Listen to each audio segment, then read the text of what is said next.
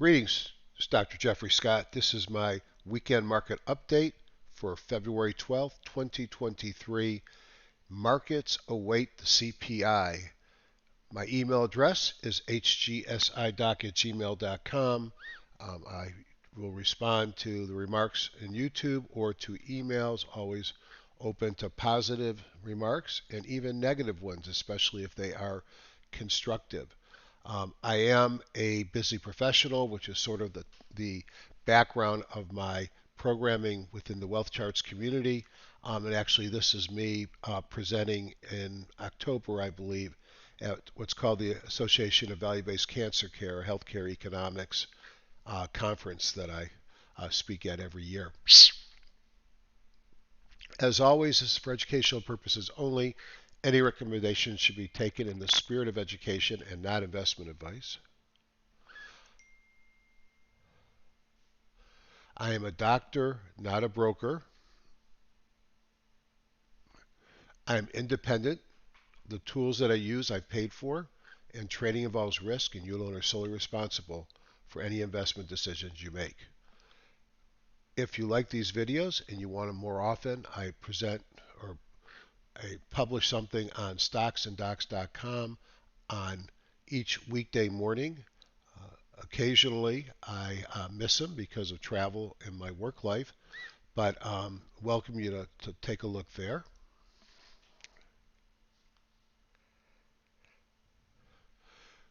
I always like to look at where the markets did the previous week. You could see under 5 days, red everywhere. Dollar was up, commodities were up, oil was up, and natural gas was up. So the most outstanding thing there is that natural gas was up because it's really been dead for quite some time. But you could see all the major indices in yellow were down, led by small caps, Russell down 3.4, and technology, the Qs 2.1, and the broader NASDAQ 2.4.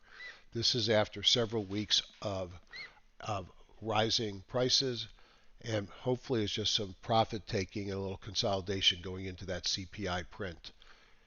Over here is also pretty important because even with the negativity of the last 5 days, if you look off the October 13 lows, 120 days, 4 months of calendar time, you could see we're up between 16.1 to 19.8, led by the NYSE, which is an extremely broad index, albeit not as technology laden as the Qs. From a sector perspective, you could see over the last 5 days, the big winner was energy, and if you notice, the majority of that occurred on Friday. Friday was a turnaround, at least going into the close. We'll take a look at that in the charts in a little bit. If we look at the Q Edge tool, you could see from a perspective of overbought, oversold, we're kind of in 50-50 land. That's good. We'll come back to buckets eventually. And if we look at on Friday, 73% of sectors were up, 60% of industries, and 57% of stocks. Now, the real story of the week has got to be the 5 days, and you could see a lot of red there, where over the 5 days you only had one sector out of 11 was up, 14% of the industries were up, and 23% of stocks were up. So pretty tough week for the bulls. Looking underneath, interest rates rose. You can see here the 10-year and the 30-year, probably still some hangover from the strong employment report of the prior Friday. But I also think it's fear going into the CPI, because a hot CPI is going to spook the markets. Recession in our near future. I'm still in the camp that when you have a yield inversion to this extent, when you have tight credit over here, history says we have a recession coming. You can look back to the 80s, and every time you get this kind of an inversion, you get a recession. So it's interesting when I hear some of the talking heads of the Feds saying they don't expect a recession, but maybe they're trying to convince themselves that. Breadth, as you'd expect in a softer week, you came off the highs, but still are up there. Stocks above the 200, stocks above the 40. And my favorite which is so darn accurate, the T2121, the 13-week new high, new lows, actually has come down quite a bit, but it's still in the upper part of the chart. So does this mean we have room to go higher and rally strong with the low CPI? Absolutely. But then we'll probably quickly get back into overbought. Now, the reality in the setting of a market after such a huge pullback in the prior year, you may get more and more overbought before this is over. As I said, the buckets are 50-50. I look for stocks in the S&P 1500. Greater than 1 would be above their Bollinger Bands. Less than 0 would be below their Bollinger Bands. And we have neither of these. This was a very neutral looking market on the close Friday. I also like to see if we have anything that suggests a Hindenburg. Well, we're not going to get one. For those that participated in my 3-hour marathon at the quarterly intensives, you saw how the Hindenburg omen, when added to my market timing signal, really gives me some great information. We won't see Hindys again until we start to set new highs, but we can look at the components such as the number of new highs and new lows. And you'll see on the NYSE, we're still getting a lot of new highs, but the new highs have gone away on the NASDAQ, and we actually saw new lows over greater than 2% on Friday. That's concerning. It also shows me the weakness in the technology. This is another strange slide. Here we take all the stocks in the stock market. We assign a value to them called ERG.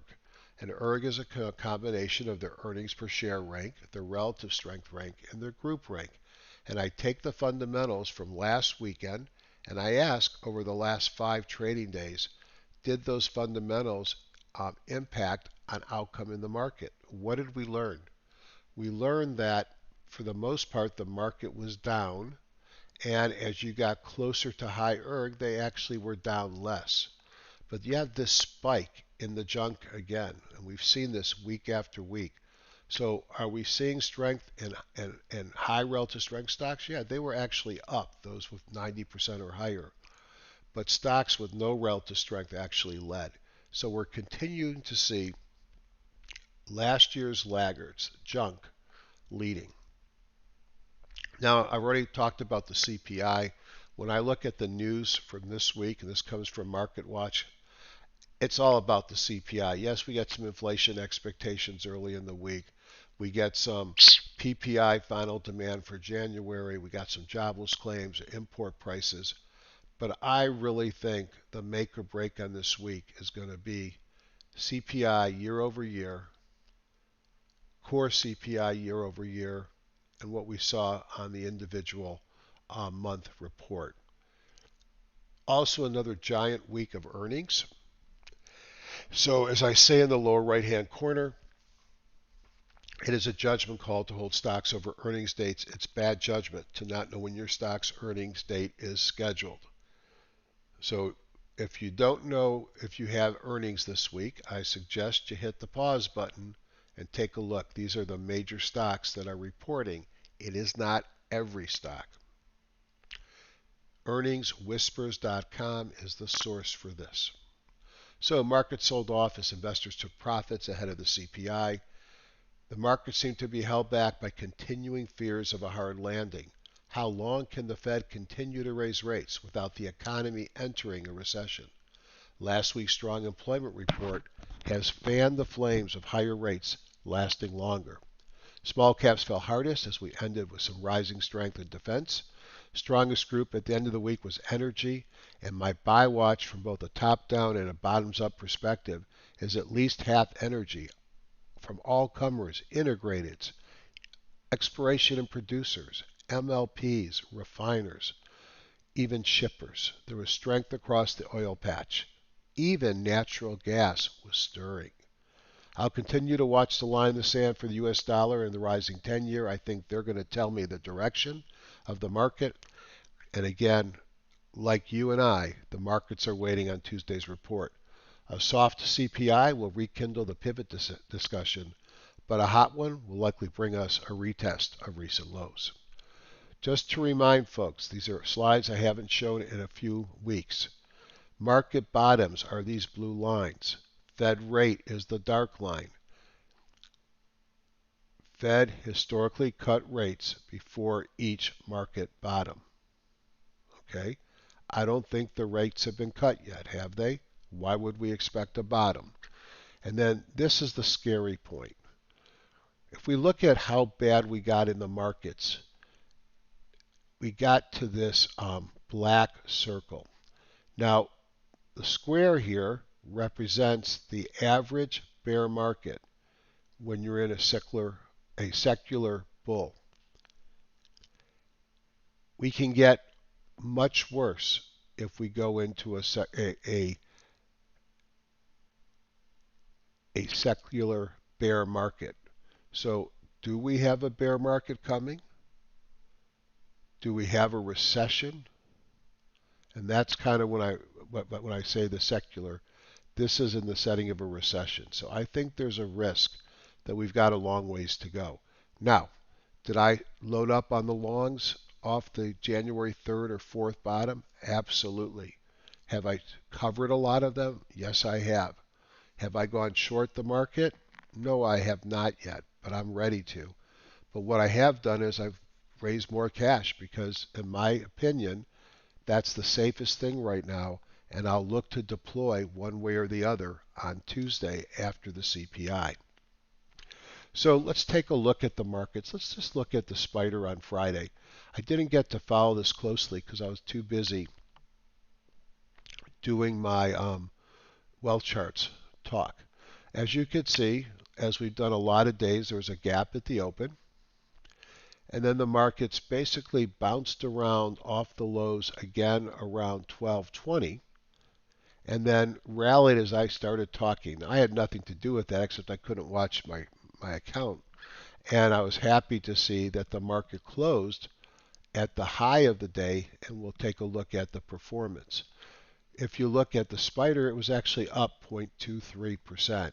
And not a bad day, and frankly, until proven otherwise, we still are in a bit of a bull market flag. And this could be my target, this line here, which is going up. A pullback and bounce would still be a very bullish pattern. So I haven't given up the bull, but it's certainly under pressure, and I don't like seeing that daily EMS sell signal. If we look at the other major indices, we'll see similar patterns. The Q's down 0.66, but giving us a doji, which is a indecision day, and you might expect to see a doji before the markets rally. So that may turn out to be okay, but a similar pattern, run up, bull flag, we'll see what happens. The diamonds, different. Diamonds were the first to pop above the descending trend line. They've retested it successfully here.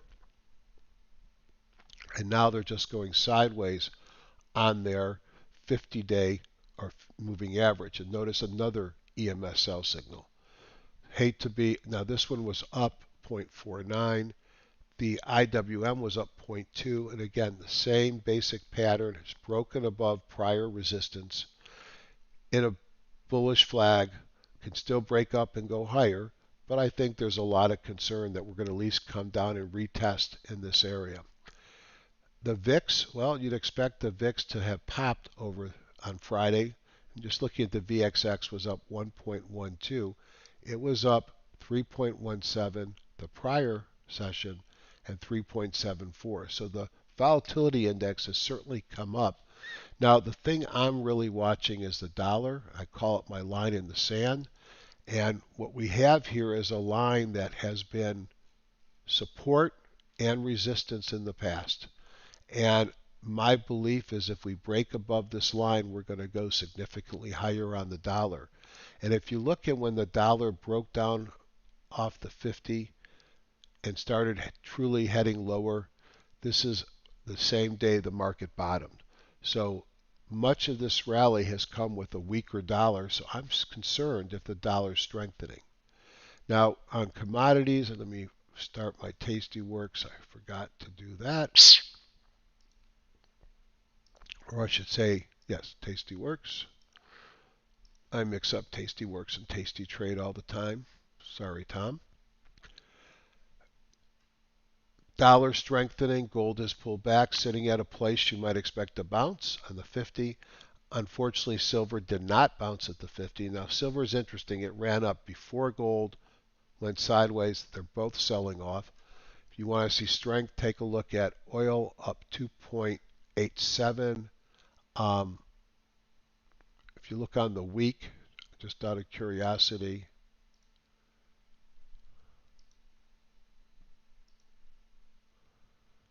you can see on the week oil was up 8.49%. That's a pretty strong week, I would say.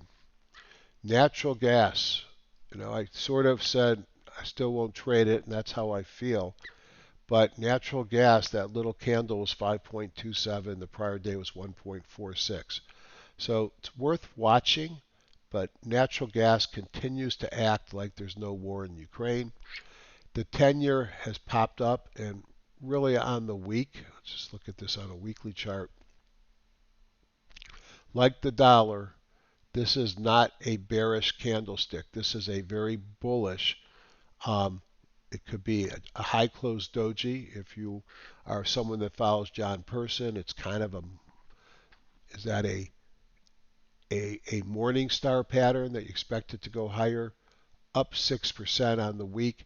I think between the dollar and the 10-year, we'll have a clue as to what the market's going to do. Weekly timing model.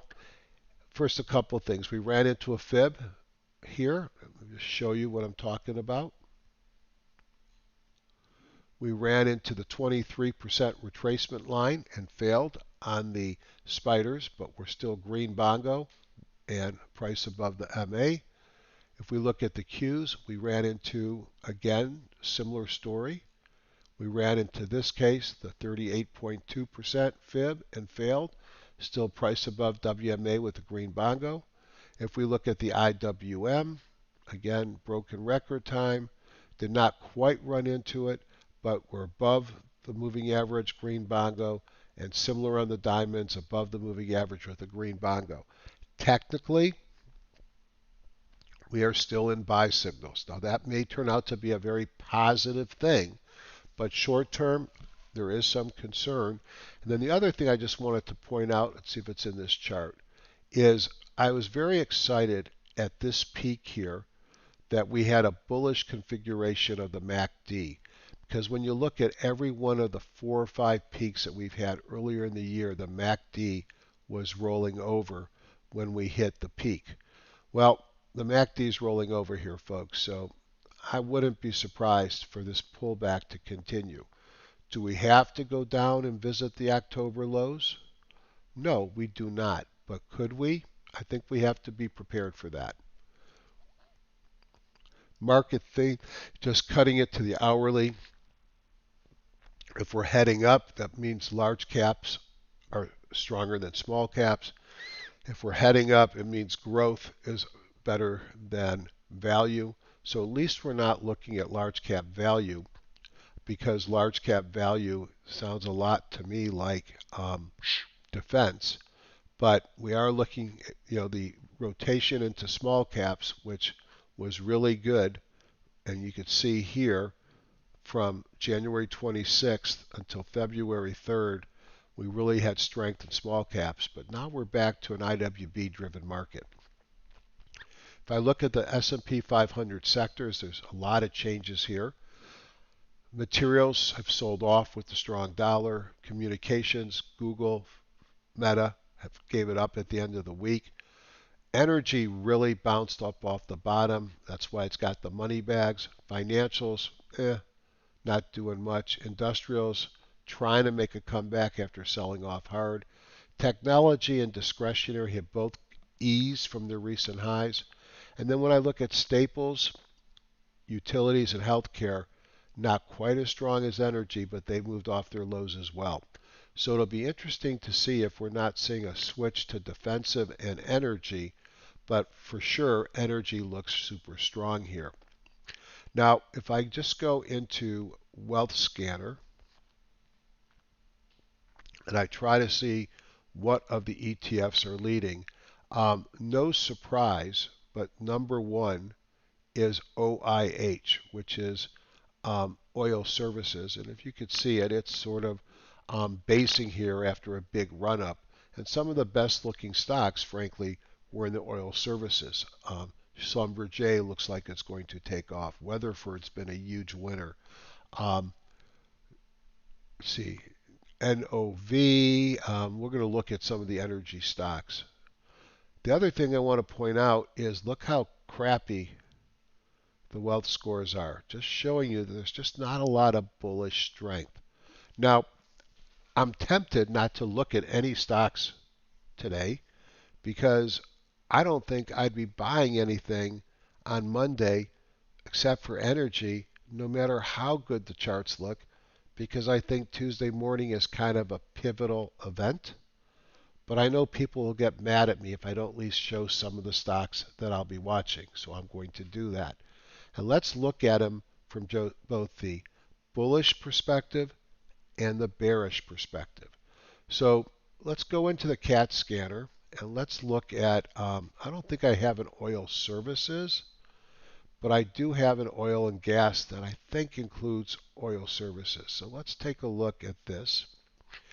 And let me just point out what we're looking at here. And this is my CAT scanner. And, you know, if you have wealth charts and you'd like to purchase my CAT scanner, the offer is still up from yesterday or from Friday, so I could still get you in on it. If you don't have wealth charts, you have to wait to the next Wealth 365. But the scanner gives me a tool, and I've got it set up here.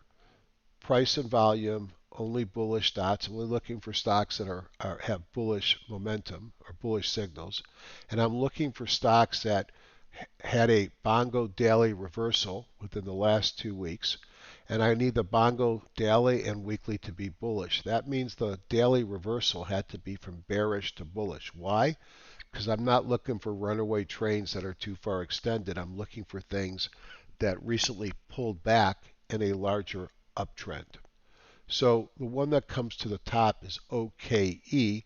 Now I'm not going to say that this was the best one I saw, and we'll look at my buy watch in a second or before I say goodbye. But you could see here's a stock that's clearly in an uptrend on the weekly. Weekly bongo's been green forever.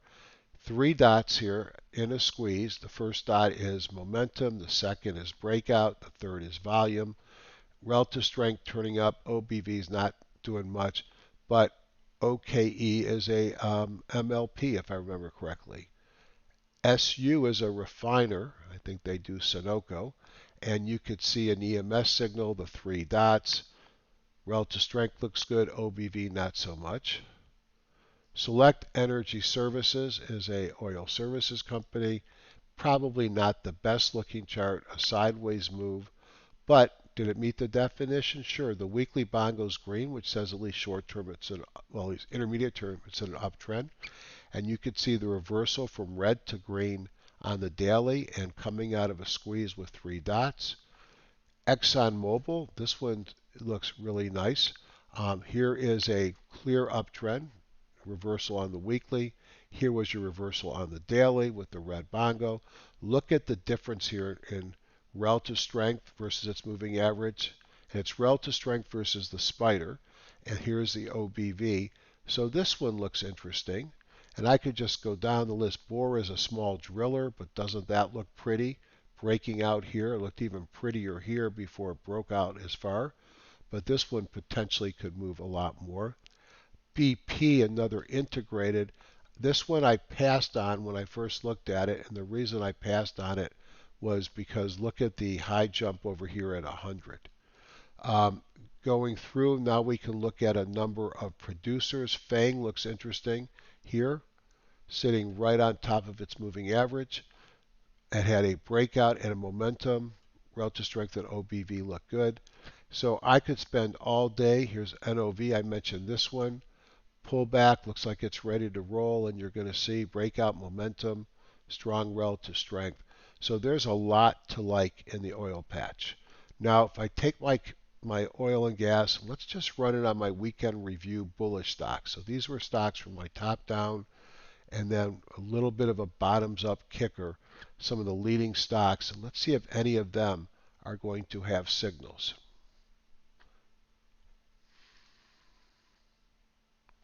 So as fast as that, a couple of other stocks that I was looking at to the long side. Corsair, a gaming stock. Now, we just got 13th generation Intel processors. We've got the 40 series of NVIDIA graphics cards. If people are going to start building their computers, well, Corsair makes a lot of parts, including memory. And so they had a big move up on Friday. Yes, there was a gap. So why isn't there 4 dots? Because it finished below the 50% line. Look at relative strength at OBV. That's a wealth signal that came in. Notice the EMS came in back here. So Corsair looked interesting. Dexicon may have moved too far for me to chase right here. It would be a long stop, but here is a healthcare services company in the diabetes space, had great earnings, gap up. 4 dots made it because it closed close to the high on massive volume. Gotta like that. Flowserve is another. I think this is also an energy company. Why it didn't make the other chart, I don't know. 4 dots, a gap up. Maybe it's pump and pollution and not energy complex. 4 dots, look at relative strength and OBV. And then I'll look at one more, which is Motorola Systems. An old name. Closer to its recent highs than its recent lows. In fact, I don't think there's anything above here if it breaks out. It had some monster earnings on Thursday.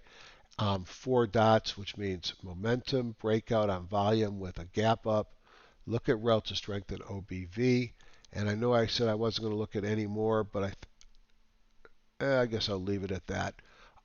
So there are some very good looking charts, but no matter how good a chart looks, no matter how good a stock is, if the CPI comes in hot and the market goes down a lot, even the best stocks are. So can you buy some of these? Absolutely. That's your business, not mine. This is education, not trading advice. But I think you have to think short term and have to think what happens with a bad CPI. Now, of course, if the CPI is soft, which would be a good CPI in the paradoxical world that we live in right now, then the markets could race up much higher. And if you were in things, they'll go up. But to me, I don't like 50-50 risk. So I'm going to be careful. If I do the same scanner in the bears, I do have a short review. I don't get a lot of things popping up here. And to be frank, a lot of times if I think the market's going down, I'm going to play the market to the downside and look at some contra ETFs. And with my scanner, Credit Corp was one. Now, it's a pretty good story to go short because kind of think about there's not much below it to protect it. We're going all the way back to 2022, October, before we get lower lows. Massive volume, so we had a breakdown, momentum on volume. Relative strength at OBV broke down. We failed at the 200. We're at least coming down to take out these lows over here, which is 118. So you might be able to get 10 points out of that short very quickly. If that's how you like to trade, that one looks interesting. Magna International must have been an earnings play. When I see this much of a move, I wonder about an obvious bounce coming, but a bounce and then a failure, that would be interesting. So there are stocks to go long, there are stocks to go short. Now,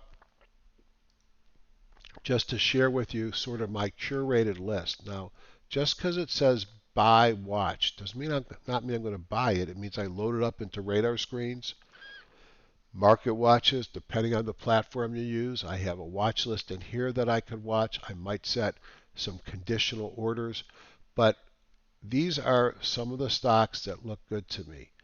There are a couple of themes here. One theme is agriculture. If we start to see a lot of inflation, and I think back a year ago, some of the stocks that held up well during inflation were the agriculture stocks. So think Mosaic, CF Industry, Corteva is another one. So I just saw this one. Now it's got the 200-day above it, but that's about 8 or 9% away, so you can still make a pop. Relative strength and OBV have turned up, so I'm going to watch that one. What else is here? A lot of energy. Now we've looked at a lot. Here ASC is a shipper that I like a lot. Didn't have a great day on Friday, but it's in the process of breaking out and running. So that's one you could see my buy point was back here with the green arrow. BP, I think we already looked at. Tough to chase this one, but wow. CEG is a energy producing utility that I liked here. We looked at Dexicon, EOG, EQT. I think of these as gas plays. FANG is a oil exploration stock. We talked about Flowserve. FMC is another agricultural chemical stock. Is it broken out great to buy yet? No, but it might become. Halliburton is a healthcare it's an oil services company. Humana is a healthcare company. Now, why would I even look at this stock? Because it's basically fell down to support, which is the 200. And if you go back in time, buying Humana off the 200-day moving average, most of the time has been a positive trade. So Humana looked interesting there. PDD, I'd have to check earnings, has pulled down to the 50. Free parking, I like to look for buy points here. Would I buy it today? No, I want to see it start moving up. Schlumberger and Rest, more oil services. TRGP is an MLP. Thomson Reuters, the data services company. Not sure. I suspect this is an earnings move. Let's see. Earnings period. 73 versus 65. So an 8-cent surprise, and you grew from 43 to 30. That's about a 75% growth quarter over quarter. Pull back to the 50 and a breakout. I like that pattern. Tenaris is actually a steel company. That's another thing that might do well in an inflationary environment. And then YPF is a South American integrated, and it was a nice story back here. It looks like it's setting up again. So you can see heavy long, heavy commodity plays. Those are some of the things that I'll be watching this week. And if I look on the short side, now let me tell you about my shorts. My shorts are a warning signal. All right, I pick stocks that look like to me they're ready to roll over. If the CPI is soft, they're going to do just fine this week. They're going to go higher and higher. If the CPI is neutral, I expect them to fall. And if it's strong, I expect them to fall. But what I'm really doing is if I start seeing these breaking down, it's going to give me a signal for the market. So something as strong as Netflix interested me here. Its strong seasonal run is coming to an end. And even a fall down to the 50, which to me is kind of an obvious fall, is 8%. So, that might be reasonable to look at. Got EMS sell, breakdown of my relative strength and OBV. Bookings, this one, and I think Expedia had bad earnings. I'm not sure where bookings earnings are. Those are lousy earnings. Fourth quarter, 22% miss. That's a breakdown below the 17. The 50 is at 21.90. That's 150 points away. Baidu, I hate to short these Chinese stocks because they're all news driven and China is reopening. And maybe this just came down because of all the AI stuff that hit Meta and Google. And then here's another big leader. Would I short NVIDIA here? Absolutely not. But if it breaks down, that's going to tell me a very strong story about technology in the NASDAQ. I don't short highs, and this is coming off. Now that's a shooting star, and that's a topping candle. But like I said, the stock has so much strength, I would not be getting out in front of that truck just yet. But if it breaks down, I'm going to find other technologies that I could. So let me just summarize everything. This is a short one because I'm not going into that much detail on stocks. The market is at risk. It's at risk of a news event on Tuesday. If that news event is positive, meaning the CPI is soft, look for the news event to propel this market to take out the most recent highs and go beyond. If that CPI comes in hot, then the fears of a hard landing are going to overwhelm the markets and we're going to see the market sell off. Be careful. Position yourself how you feel most comfortable. I showed you a number of stocks from the CAT scanner that look interesting long and short, and then I showed you my buy watch and my sell watch. None of this is investment advice. None of them did I give you a trading plan. My trading plan, my bank account, my trading account probably have different than yours. What I'm trying to show people in these reports is simple. I gave you the same evaluation of the market that I do every week, one step at a time. Markets, commodities, sectors, industry groups, stocks.